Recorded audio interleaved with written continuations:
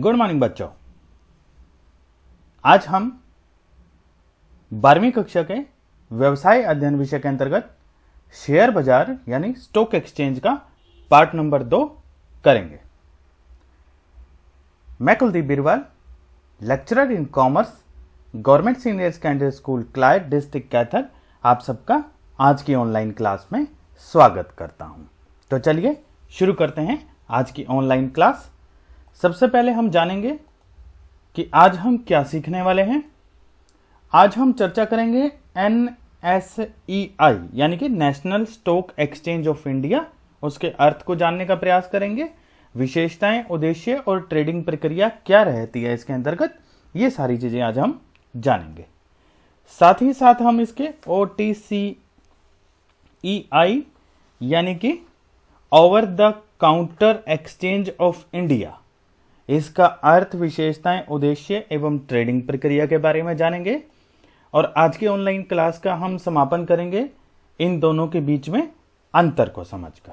तो चलिए सबसे पहले हम जान लेते हैं national stock exchange of India NSEI।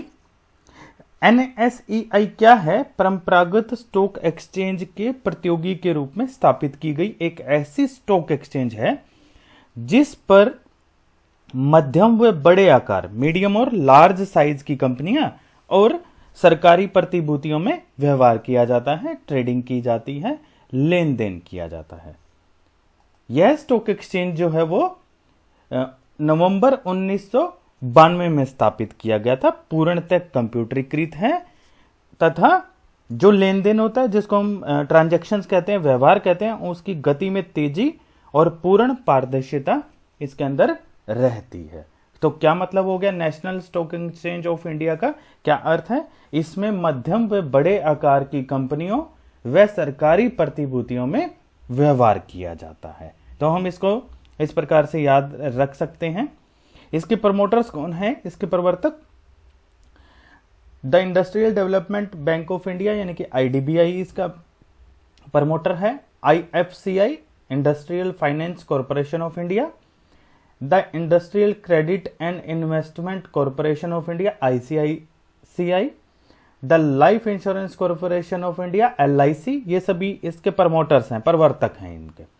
The general insurance corporation of India GIC, state bank SBI capital market limited, the stock holding corporation of India limited और the infrastructure leasing and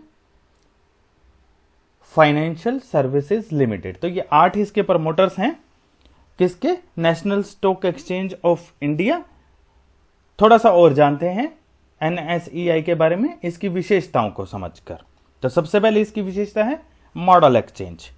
NSEI अपनी तरह की एक पहली stock exchange है। इस पर प्रतिभूतियों के व्यवहार की पद्धति बहुत ही कुशल और पारदर्शी होती है, इसीलिए इसे मॉडल एक्सचेंज भी कहा जाता है। फिर दूसरी इसकी विशेषता है विशेष स्थान रहित। NSEI में ट्रेडिंग का कोई विशेष स्थान नहीं होता। इसका टर्मिनल यानी कि इसको लगभग पूरे देश में स्थापित किया जा चुका है और हम पहले से ही इसके बारे में जान गए हैं कि ये कंप्यूटरीकृत है। तो कंप्यूटर पे इसके लिए कोई स्थान निश्चित नहीं, कंप्यूटर पे हम ऑनलाइन ट्रांजैक्शन यानी कि लेन देन यानी कि व्यवहार हम कर सकते हैं इसके अंदर। फिर इसके 2 अंग होते हैं। पहला तो होता है थोक ऋण बाजार अंग, इसे मुद्रा बाजार अंग भी कहा जाता है। इसका संबंध government securities, bond of public sector undertaking, treasury bills, commercial papers, certificate of deposit आदि से है। वहीं अगर हम दूसरे अंग की बात करें तो दूसरा अंग हो गया इसका पूंजी बाजार अंग। पहला था मुद्रा बाजार जो हम जान चुके हैं, पहले ही पढ़ चुके हैं। दूसरा है पूंजी बाजार अंग, इसका संबंध कंपनी के अंशों व ऋण पत्रों से होता है। फिर इसके बाद में इसकी सबसे बड़ी विशेषता है आसान पहुंच, इजी एक्सेस। विशेष स्थान रहित स्टॉक एक्सचेंज होने के कारण प्रत्येक छोटा या बड़ा निवेशक यहां आसानी से पहुंच सकता है, कंप्यूटरीकृत है, ऑनलाइन है। फिर इसकी एक और बढ़िया विशेषता है एक ही मूल्य, सेम प्राइस। परंपरागत पद्धति में एक ही कंपनी के अंश का विभिन्न शेयर बाजारों में अलग अलग मूल्य हो सकता है, लेकिन NSEI पर सभी शहरों में एक समय पर एक ही मूल्य पाया जाएगा पूरे के पूरे देश के अंदर। एक और इसकी बहुत बढ़िया विशेषता है, आदेश चलित पद्धति है ये, ऑर्डर ड्राइवन सिस्टम। NSEI आदेश चलित पद्धति पर आधारित स्टॉक एक्सचेंज है। इसका अभिप्राय क्या हुआ, इसका मतलब क्या हुआ कि प्रत्येक प्रतिभूति के क्रेता विक्रेता यह आदेश देते हैं कि वे किस प्रतिभूति को कितनी मात्रा में और किस कीमत पर किस समय पर खरीदने व बेचने के लिए तैयार हैं। कंप्यूटर को यह संदेश मिलते ही आदेश मिलान यानी कि ऑर्डर मैचिंग की प्रक्रिया शुरू हो जाती है। जैसे ही बढ़िया मिलान होता है, इसकी सूचना कंप्यूटर स्क्रीन पर प्राप्त हो जाती है। एक उदाहरण के साथ समझने का प्रयास करते हैं। मान ले मैं SBI का जो है ना वो स्टॉक खरीदना चाहता हूं, शेयर खरीदना चाहता हूं, और वर्तमान में उसकी कीमत जो है मान लीजिए 200 रुपए है, और मैं चाहता हूं कि जब इसका प्राइस 195 रुपए आ जाए तो मेरे को 100 शेयर जो है वो क्रय कर दिए जाए। तो मैं क्या करता हूं, मैं इस पे ऑर्डर लगा देता हूं इस सिस्टम के ऊपर, और जैसे ही SBI का जो वर्तमान में 200 रुपए मूल्य है, जैसे ही वो 195 आएगा तो ऑटोमेटिकली कंप्यूटर पे एक स्क्रीन आ जाएगा कि आपने 100 शेयर खरीद लिए हैं, 100 स्टॉक ले लिए हैं, किसके, SBI के, कितनी कीमत पर, 195 कीमत पर। तो ये एक प्रकार से आदेश चलित पद्धति है। ठीक है, तो कंप्यूटर पर स्क्रीन पर दिखाई दे जाता है बिल्कुल आसानी से कि आपके ये स्टॉक्स जो है वो आपके द्वारा खरीदे जा चुके हैं। तो ये एक बहुत बढ़िया जो है वो एक तरह का सिस्टम है, ये इसकी विशेषताएं हैं। चलिए थोड़ा सा और जानते हैं इसी के बारे में। NSEI के उद्देश्यों के बारे में पढ़ते हैं, क्या पर्पज है इसका। सबसे पहले राष्ट्रीय स्तर का एक स्टॉक एक्सचेंज, क्योंकि मिस्टर MJ फेरवानी की अध्यक्षता में एक समिति ने यह निर्णय लिया कि राष्ट्रीय स्तर पर एक स्टॉक एक्सचेंज होना चाहिए ताकि निवेशकों का पूंजी बाजार में विश्वास बढ़ सके। फिर इसका दूसरा एक और उद्देश्य रहा तरलता में वृद्धि। स्थानीय स्टॉक एक्सचेंज पद्धति में प्रतिभूतियों में तरलता में कमी रहती है, क्योंकि एक स्टॉक एक्सचेंज पर व्यवहार करने वाले लोगों की संख्या सीमित होती है, कम होती है। इसके विपरीत अगर हम national stock exchange of India के माध्यम से पूरे देश के निवेशक एक ही समय पर एक ही स्टॉक एक्सचेंज में ट्रेडिंग करते हैं, इससे प्रतिभूतियों में क्या होता है, तरलता बढ़ती है, लेन देन जो है वो बहुत बढ़ जाता है। फिर अगर हम और उद्देश्य की बात करें तो सौदों में पारदर्शिता। NSEI के लोकल टर्मिनल पर जाकर बाजार में विभिन्न प्रतिभूतियों में हो रहे सौदों को देखा जा सकता है ऑनलाइन, इसीलिए सौदों में किसी तरह की कोई गड़बड़ी होने की संभावना नहीं रहती।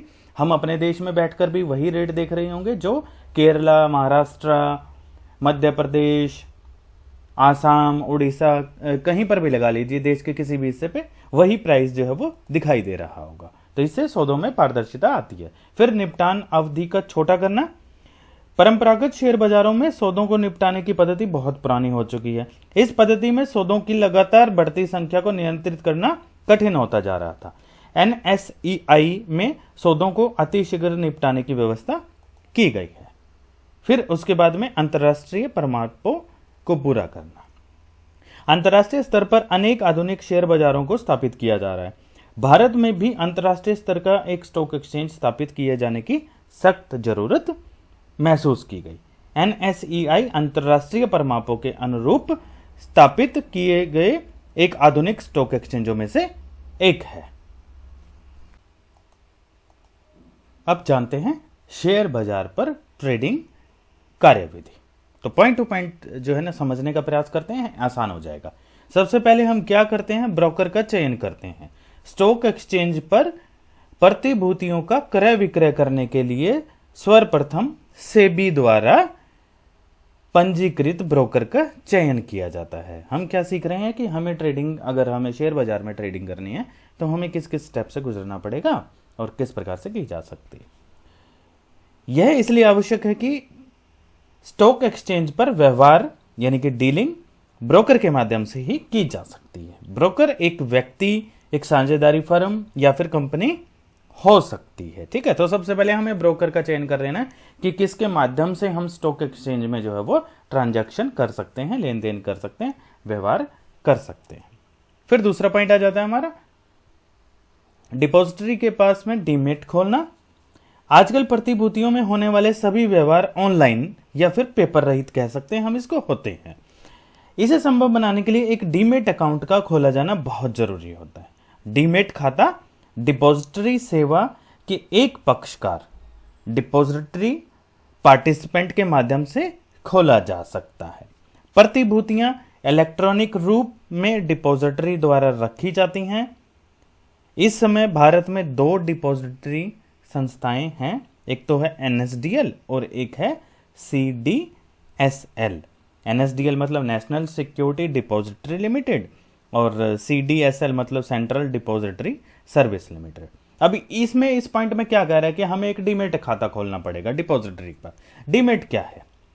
डीमेट उस सेवा को कहते हैं जो डिपॉजिटरी पार्टिसिपेंट के माध्यम से निवेशकों द्वारा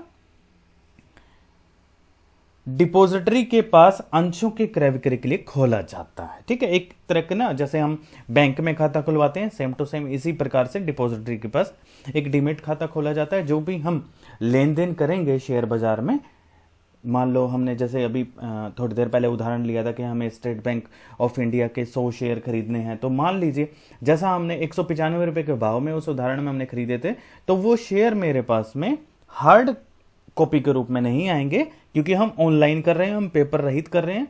तो जो मेरे पास में वो 100 शेयर आए वो मेरे डीमेट खाते में चले जाएंगे। जैसे हम बैंक में पैसा जमा करवाते हैं तो पैसा मेरे पास से जो है वो बैंक के अंदर चला जाता है। इसी प्रकार से शेयर बाजार से जो शेयर हम खरीदते हैं, जो ट्रांजैक्शन हम खरीदते बेचते हैं, वो सभी की सभी मेरे डीमेट खाते में चली जाती है। डिपॉजिटरी पार्टिसिपेंट के माध्यम से निवेशकों के संपर्क में आता है। डिपॉजिटरी पार्टिसिपेंट डिपॉजिटरी का एजेंट होता है।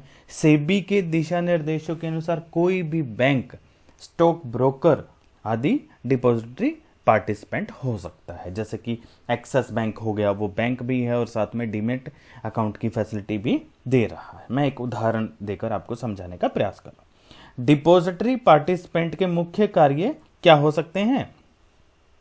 एक तो हो जाएगा कि निवेशकों के खाते खोलना, डीमेट खाता, निवेशकों के अंश खातों के शेष का हिसाब रखना, कितने बेच दिए, कितने खरीद लिए, कितने बचे हुए हैं इत्यादि। निवेशकों को समय समय पर उनके खाते का विवरण भेजना, स्टेटमेंट भी जो है वो समय समय पर भेजना जो है इनका काम होता है, ईमेल के द्वारा, बाई पोस्ट, जैसा भी हम मंगवाना चाहें। अब डिपॉजिटरी सेवा क्या है? जो बार बार डिपॉजिटरी शब्द आ रहा है, इसका अभिप्राय उस सेवा से है जिसके माध्यम से अंशों में स्वामित्व का हस्तांतरण उनकी बिना भौतिक स्पुर्दगी के केवल पुस्तकीय प्रविष्टि के माध्यम से किया जा सकता है। मतलब भौतिक का मतलब face to face, hand to hand, उसकी जरूरत नहीं है हमें। जैसे हम बैंक में जाके अपना पैसा जमा करवाते हैं, इस प्रकार से हमें जरूरत नहीं है। शेयर बाजार में जो भी हम खरीद बेच करते हैं वो डायरेक्ट जो है वो हमारे डीमेट खाते में आ जाता है। कौन करता है ये काम? डिपॉजिटरी सेवा। तीसरा फिर हमें जो करना है, आदेश देना, प्लेसिंग एन ऑर्डर। अब हमने ब्रोकर का चयन कर लिया, हमने डीमेट खाता खोल लिया, अब हम करते हैं ट्रेडिंग शेयर बाजार के अंदर। किसके थ्रू करेंगे हम? ब्रोकर के थ्रू। जैसे ही निवेशकों का डीमेट खाता खुल जाता है, वह ब्रोकर को प्रतिभूतियों के क्रय का आदेश, ऑर्डर दे सकता है। आदेश व्यक्तिगत रूप से अथवा टेलीफोन अथवा ईमेल के द्वारा भी दिया जा सकता है। आदेश देते समय निवेशक क्रय अथवा विक्रय की जाने वाली प्रतिभूतियों का विस्तृत विवरण देता है और यह बताता है कि सौदा यानी कि ट्रांजैक्शन किस मूल्य पर किया जाना है। फिर से एक एसबीआई वाला वही वाला उदाहरण ले लेते हैं। प्रेजेंट में मान लीजिए state bank of India SBI का जो शेयर है वो 200 रुपए का है। National stock exchange of India में जो हमारा शेयर बाजार है उसमें अभी 200 रुपए का है। मैं ब्रोकर को कहूंगा कि मुझे स्टेट बैंक ऑफ इंडिया के 100 शेयर खरीदने हैं और 195 रुपए के भाव में मुझे वो 100 शेयर खरीदने हैं।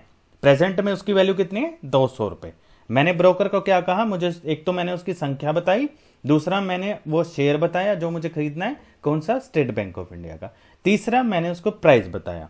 अब जो मेरा ब्रोकर है वो क्या करेगा? मेरे ऑर्डर को प्लेस कर देगा। भाई ये कस्टमर जो है वो 100 शेयर खरीदना चाहता है 195 रुपए के भाव में। ठीक है, तो ऑर्डर हो गया हमारा अब प्लेस। अगला पॉइंट, हमने फोन करके उसको बताया या फिर हमने मेल करके उसको बताया, या फिर व्यक्तिगत रूप से आदेश दे दिया कि भैया हमें 100 शेयर हमें चाहिए स्टेट बैंक ऑफ इंडिया के 195 रुपए के भाव में, अभी 200 रुपए उसका प्राइस चल रहा है। ठीक है, अब आदेश पूर्ण करना, एग्जीक्यूटिंग द ऑर्डर। निवेशक के आदेशानुसार ब्रोकर प्रतिभूतियों के क्रय विक्रय का व्यवहार करता है। इसके तुरंत बाद ब्रोकर निवेशक के पास सूचना भेजने के लिए एक प्रसंविदा नोट, कॉन्ट्रैक्ट नोट तैयार करता है। प्रसंविदा नोट में क्रय अथवा विक्रय जिस भी प्रकार के ट्रांजैक्शन की गई, प्रतिभूतियों के नाम लिख देगा स्टेट बैंक ऑफ इंडिया, संख्या लिख देगा 100, मूल्य लिख देगा 195 रुपए। एक उदाहरण देकर समझा रहा हूं। इसी नोट में वो अपनी ब्रोकरेज की भी जानकारी दे देगा, दलाली की, कि कितना कमीशन वो लेगा। यह ब्रोकरेज द्वारा हस्ताक्षरित होता है, मतलब वो साइन कर देगा उस पर, तथा ग्राहक के पास सौदे का प्रमाण, प्रूफ ऑफ ट्रांजैक्शन के रूप में रहता है ये। तो अब आदेश हमारा एग्जीक्यूट हो गया, पूरा हो गया। अब अगला पॉइंट ये भी हो सकता है निपटारा, सेटलमेंट। यह स्टॉक एक्सचेंज का व्यवहार का अंतिम चरण है। निपटारा का अर्थ होता है प्रतिभूतियों के विक्रेता के डीमेट खाते से क्रेता के डीमेट खाते में हस्तांतरित कर देना।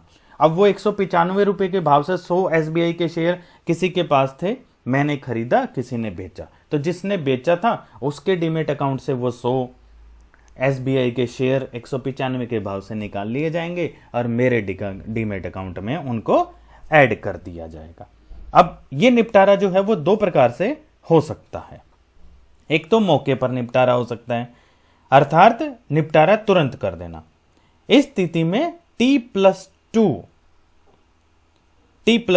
यानी कि रोलिंग निपटारा लागू होता है। अब T+2 क्या है? जैसे सोमवार को अगर मान लो हमने ट्रांजैक्शन की, तो सोमवार हमारा ट्रेडिंग डे हो गया, तो वह बुधवार को निपटारा किया जाएगा, इसीलिए +2 लिखा गया। ट्रेडिंग डे प्लस में 2 डेज, अर्थात बुधवार को डिलीवरी और पेमेंट दोनों कर दिए जाएंगे। तो टी तो हो गया हमारा व्यवहार का दिन, ट्रेडिंग डे।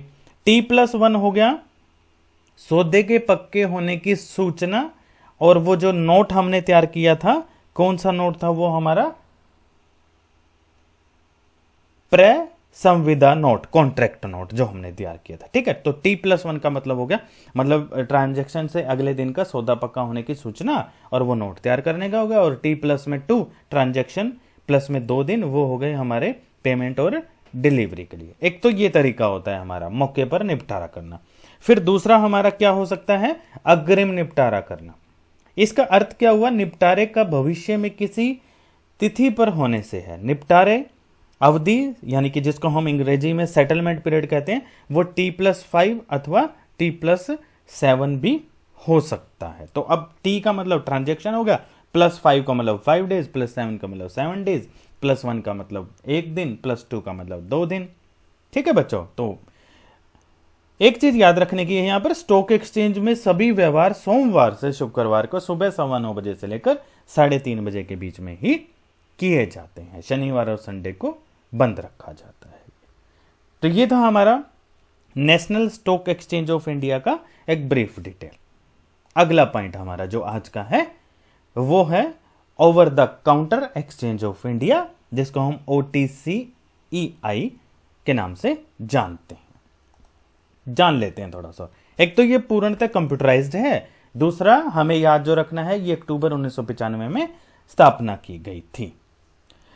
OTCEI परंपरागत स्टॉक एक्सचेंज से भिन्न एक ऐसा विशेष स्थान रहित का मतलब हम ऑनलाइन इसमें काम करते हैं, तथा पूर्णतः कंप्यूटरीकृत स्टॉक एक्सचेंज है, जिस पर प्रतिभूतियों का क्रय विक्रय पूर्णतः पारदर्शिता के साथ, अधिक गति के साथ, मतलब बहुत बढ़िया स्पीड होती है इसमें। इसके काउंटर कार्यालय पूरे देश में फैले हुए हैं, जिन पर उपग्रह संदेशवान यानी कि सैटेलाइट कम्युनिकेशन या टेलीफोन के माध्यम से हम ट्रांजैक्शन सौदे कर सकते हैं। इसकी स्थापना जो है ना वो अक्टूबर 1990 में हुई थी। अब ये जो है इनको सपोर्ट कर रही हैं, प्रवर्तक प्रमोटर हैं इनके कौन कौन से हैं? UTI, unit trust of India, industrial credit and investment corporation of India ICICI, industrial development bank of India IDBI, IFCI, industrial finance corporation of India, life insurance corporation of India LIC, journal insurance corporation of India GIC, SBI capital market limited और कैनबैक finance services limited, ये इसके promoters हैं सभी। थोड़ा और जानते हैं OTCEI के बारे में। विशेषताएं, सबसे पहला पॉइंट, विशेष स्थान रहित ट्रेडिंग, ये हमने इसके अर्थ में पढ़ा था। तो OTC एक्सचेंज के प्रतिभूतियों में सौदा करने के लिए किसी विशेष स्थान निश्चित नहीं है। इस एक्सचेंज के काउंटर कार्यालय पूरे देश में खुले हुए हैं। प्रतिभूतियों का क्रय विक्रय करने वाला कोई भी व्यक्ति काउंटर पर जाकर काउंटर ऑपरेटर के माध्यम से जो है वो सौदा कर सकता है। ठीक है, एक तो ये इसकी विशेषता है। फिर दूसरा, राष्ट्रीय स्तर पर सूचीयन। OTC एक्सचेंज का जाल यानी कि नेटवर्क पूरे देश में फैला हुआ है। सभी काउंटर कंप्यूटर के माध्यम से एक केंद्रीय टर्मिनल से जुड़े हुए हैं, इसीलिए यहां पर राष्ट्रीय स्तर का सूचीयन की सुविधा जो है वो उपलब्ध है। फिर अगले पॉइंट की हम बात करें, विशेष कंपनियों का सूचीयन। OTC एक्सचेंज पर उन कंपनियों का सूचीयन किया जाता है जिनकी निर्मित इशूड कैपिटल 30 लाख रुपए या उससे अधिक होती है। पुराने शेयर बाजार में यह राशि बॉम्बे स्टॉक एक्सचेंज पर 10 करोड़ और अन्य पर 3 करोड़ है। इस प्रकार जो कंपनियां निर्गमित पूंजी 10 करोड़ अथवा 3 करोड़ से कम होने के कारण, यानी छोटी कंपनियां पुराने शेयर बाजार में सूचीयन नहीं करवा सकती, वो अब OTC एक्सचेंज में सूचीयन करवा सकती है। तो एक तरह से छोटे कंपनियों के लिए ये बनाया गया। जिन कंपनियों को सूचीयन पुराने स्टॉक एक्सचेंज में हो चुका है वह सूचीयन OTC एक्सचेंज पर नहीं हो सकता, लेकिन कुछ शेयर, ऋण पत्र, म्यूचुअल फंडों को यह स्वीकृति दी गई है कि वह अन्य शेयर बाजारों में सूचीयन होने पर भी OTC एक्सचेंज में सूचीयन हो सकता है। इन्हें स्वीकृत प्रतिभूतियां, परमिटेड सिक्योरिटीज के नाम से हम जानते हैं। फिर एक और सबसे बड़ी विशेषता, पूर्णतः कंप्यूटराइज्ड है। यह स्टॉक एक्सचेंज पूर्णतः कंप्यूटराइज्ड है, अर्थात इस पर किए जाने वाले सभी सौदे कंप्यूटर के माध्यम से ही किए जाते हैं, इसीलिए इसे स्क्रीन पर आधारित स्टॉक एक्सचेंज भी कहा जाता है, स्क्रीन बेस्ड स्टॉक एक्सचेंज। एक और बड़ी विशेषता इसकी सरल पहुंच। बड़े शहरों के बाजारों में OTC एक्सचेंज के काउंटर आम दुकानों की तरह देखे जा सकते हैं। कोई भी व्यक्ति काउंटर पर जाकर प्रतिभूतियों का क्रय कर सकता है। तो ये OTC एक्सचेंज की कुछ विशेषताएं हैं। तो चलिए अब चर्चा करते हैं OTC एक्सचेंज के उद्देश्यों के बारे में। परंपरागत अंश बाजार छोटी कंपनियों के प्रतिभूतियों में तरलता बनाए रखने में असफल हो गए। इन बाजारों में कुछ ही चुनिंदा प्रतिभूतियों में सौदे होते रहे और शेष प्रतिभूतियां नाम मात्र की सूचीबद्ध रह गई। मतलब कुछ चुनिंदा शेयरों में ही लोगों ने लेन देन लगातार जारी रखा, उससे क्या हुआ, बाकी जो स्टॉक थे छोटे उनमें लेन देन नाम मात्र का हो गया और सूचीबद्ध होकर रह गए बस। इसके अतिरिक्त इन अंश बाजारों में निवेशकों का विश्वास भी उठने के कारण थे, जैसे कि पारदर्शिता में कमी, निवेशकों की शिकायतों का तुरंत समाधान न होना, सौदे के निपटान में देरी, सेटलमेंट इत्यादि में अंश बाजार के आम निवेशकों की पहुंच से बाहर हो गया। तो ये कुछ ऐसी समस्या आई जो उद्देश्य उत्पन्न हुए, जैसे कि सरलता एक उद्देश्य बनाया गया। इसमें OTC एक्सचेंज की स्थापना का प्रथम उद्देश्य ही छोटी कंपनियों के प्रतिभूतियों में तरलता बनाए रखना था। प्रायोजकों को आवश्यक रूप से मार्केट में बनाए रखना जरूरी था, अर्थात वह हर समय प्रतिभूतियों के क्रय विक्रय करने के रेट कंप्यूटर स्क्रीन पर प्रदर्शित करता रहता है। स्क्रीन पर दिखाए गए रेट पर कभी भी क्रय विक्रय किया जा सकता है। फिर पारदर्शिता की अगर हम बात करें, इस शेयर बाजार का दूसरा उद्देश्य सौदों में पारदर्शिता लाना था। इस पर सभी सौदे कंप्यूटर स्क्रीन पर होते हैं, किसी भी प्रकार की गड़बड़ी की आशंका खत्म हो जाती है। फिर निवेशकों की शिकायतों का तुरंत समाधान करना OTC एक्सचेंज की स्थापना का महत्वपूर्ण उद्देश्य था। फिर पहुंच, एक्सेस की बात करते हैं। इस स्टॉक एक्सचेंज की रिंगलेस प्रकृति के कारण इसके काउंटर पूरे देश में खोले गए हैं। अब आम आदमी भी स्टॉक एक्सचेंज में जाकर सीधे सौदा कर सकता है। फिर शीघ्र निपटान, जो सेटलमेंट वाली समस्या थी। परंपरागत स्टॉक बाजार में सपुर्दगी और भुगतान संबंधी दोनों ही अधिक समय लगते थे। OTC एक्सचेंज आने से इस समस्या का जो है वो समाधान हो गया। फिर छोटी कंपनियों का सूचीयन। छोटी कंपनियां पुराने बाजार की शर्तों को पूरा ना कर पाने के कारण सूचीयन से वंचित रह जाती थी। जैसे 10 करोड़ की लिमिट थी, 3 करोड़ की लिमिट थी, तो उससे कम पूंजी वाली कंपनियां जो है वो अपने स्टॉक जो है वो एक्सचेंज में रजिस्टर नहीं कर पाती थी। इसके कारण स्टॉक एक्सचेंज पर उन प्रतिभूतियों के सौदे होते ही नहीं थे। परिणाम स्वरूप कंपनी की पहचान स्थापित नहीं हो पाती थी। तो OTC एक्सचेंज में जो है वो इस समस्या का भी समाधान कर दिया गया। तो ये कुछ ऐसे उद्देश्य थे जिनकी वजह से ओटीसी एक्सचेंज ऑफ इंडिया जो है वो धरातल पर आया। अब इसमें ट्रेडिंग किस प्रकार से की जाती है वो प्रक्रिया भी हम जो है वो समझ लेते हैं। सबसे पहले प्रारंभिक आवंटन। जब किसी निवेशक को ओटीसी एक्सचेंज के माध्यम से अंश आवंटित किए जाते हैं तो उसे एक रसीद दे दी जाती है जिसे काउंटर रसीद भी कहते हैं, सीआर। यह रसीद अंश प्रमाण पत्र, शेयर सर्टिफिकेट के समान होती है। इस रसीद के माध्यम से ही क्रय विक्रय किया जाता है। थोड़ा सा अलग, गौण बाजार में क्रय। ओटीसी एक्सचेंज में सूचीबद्ध अंशों का क्रय करने के इच्छुक व्यक्ति को सर्वप्रथम अपना रजिस्ट्रेशन करवाना होता है, यदि पहले ना हुआ हो तो। इसके बाद यह काउंटर ऑपरेटर को क्रय किए जाने वाले अंश और उसकी मात्रा को बताता है। काउंटर ऑपरेटर स्क्रीन पर रेट दिखाता है। निवेशक रेट से संतुष्ट होने पर चेक ऑपरेटर को देता है। चेक का भुगतान प्राप्त होते ही सीआर निवेशक को दे दी जाती है। सीआर का मतलब अंश प्रमाण पत्र, काउंटर रसीद दे दी जाती है, सीआर। इस कार्रवाई में लगभग 1 सप्ताह लग जाता है। फिर तीसरा हमारी ट्रेडिंग की प्रक्रिया रहती है गौण बाजार में विक्रय। कोई भी निवेशक जिसने ओटीसी एक्सचेंज में अंश क्रय किए हैं किसी भी काउंटर पर जाकर अंशों को बेच सकता है। निवेशक कंप्यूटर स्क्रीन पर दिखाए गए रेट से संतुष्ट होने पर काउंटर रिसिप्ट तथा ट्रांसफर डीड ऑपरेटर को दे देता है। Operator sales confirm slip SCS तैयार करता है जिसकी एक प्रति विक्रेता को दे दी जाती है। ऑपरेटर CR, TD, HCS का पुष्टिकरण के लिए रजिस्ट्रार के पास भेजता है। सभी विवरण सही पाए जाने पर रजिस्ट्रार इन्हें काउंटर ऑपरेटर को वापस भेज देता है। अंत में ऑपरेटर विक्रेता को चेक जारी कर देता है। विक्रेता को दी गई CHC यानी कि सेल्स कंफर्मेशन स्लिप वापस ले ली जाती है। तो थोड़ा सा नेशनल स्टॉक एक्सचेंज जो हमारा था उससे तो, काफ़ी हटकर है हमारा ओटीसी एक्सचेंज। अब जान लेते हैं हम नेशनल स्टॉक एक्सचेंज और ओटीसी एक्सचेंज में डिफरेंस क्या है। तो अंतर का आधार पहले तो स्थापना वर्ष हो गया। एनएससी हम जानते हैं नवंबर 1992 में स्थापित किया गया था और हमारा ओटीसी एक्सचेंज अक्टूबर 1995 में स्थापित किया गया था। फिर उसके बाद में हम पेड अप कैपिटल की बात कर लेते हैं। 1990 में, अक्टूबर 1990 में पेड अप कैपिटल की हम बात कर लेते हैं। जो नेशनल स्टॉक एक्सचेंज है उसमें पेड अप कैपिटल 3 करोड़ व उससे अधिक होती है, जबकि ओटीसी एक्सचेंज में जो है वो पेड अप कैपिटल 30 लाख या उससे अधिक होती है। तो एक तरह से छोटी कंपनियों को यहाँ पर लिस्टेड किया जा सकता है। फिर व्यवहार में की जाने वाली प्रतिभूतियों की अगर हम बात करें तो एनएससी में आ जाते हैं हमारे समता अंश, ऋण पत्र, खजाना बिल, कमर्शियल पेपर इत्यादि। वहीं ओटीसी एक्सचेंज की अगर हम बात करें तो वहां पर समता अंश और ऋण पत्र आदि ही आ पाते हैं।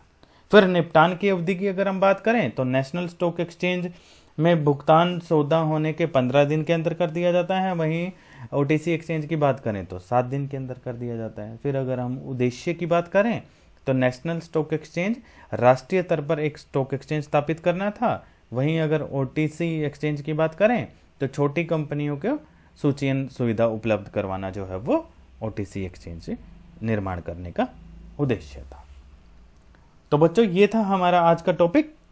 आज हमने नेशनल स्टॉक एक्सचेंज, उसकी विशेषताएं, उद्देश्य और कार्यवाही कैसे करते हैं हम उसके अंदर, साथ ही साथ ओटीसी एक्सचेंज के बारे में हमने पढ़ा, उसके उद्देश्य, उसकी विशेषताओं के बारे में जाना, उसमें ट्रांजैक्शन हम कैसे करते हैं ये भी आज हमने सीखा, और अंत में हमने नेशनल स्टॉक एक्सचेंज और ओटीसी एक्सचेंज के अंदर अंतर को भी आज हमने समझा। आपके लिए होमवर्क।